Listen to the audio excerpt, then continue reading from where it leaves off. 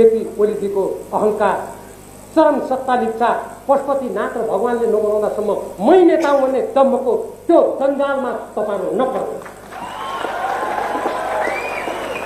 सबैजना हातेमालो गरौं, यो राष्ट्र निर्माण गर्ने हाम्रो साझा अभियानलाई पूरा गरौं।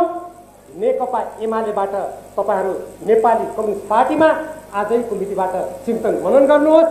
आउने निर्वाचनमा नेपाली कम्युनिस्ट पार्टीलाई अत्यधिक बहुमतबाट जिताएर हाम्रा राजनीतिक, आर्थिक, सांस्कृतिक, राष्ट्रिय सुरक्षा, परराष्ट्र स्वतन्त्र नीति सबैलाई कार्यान्वयन गरेर साँच्चीकै कम्युनिस्ट पार्टीले जुन भन्नुभएको थियो, म आज जनयुद्धमा रगत बगाउँदै निकै ठुलो भूमिका खेल्ने कतिपय साथीहरूलाई देख्छु, कोअर्डिनेसन केन्द्रदेखिका साथी नेताहरूलाई देखिरहेको छु।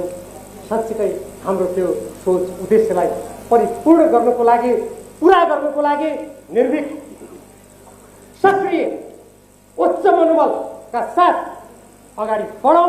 हामी त्यसरी बढ्यो भने मलाई विश्वास छ हाम्रो वेगलाई कसैले रोक्न सक्ने छैन, हाम्रो यात्रालाई कसैले छेक्न सक्ने छैन, हाम्रो उद्देश्यलाई कसैले धुमिल बनाउन सक्ने छैन।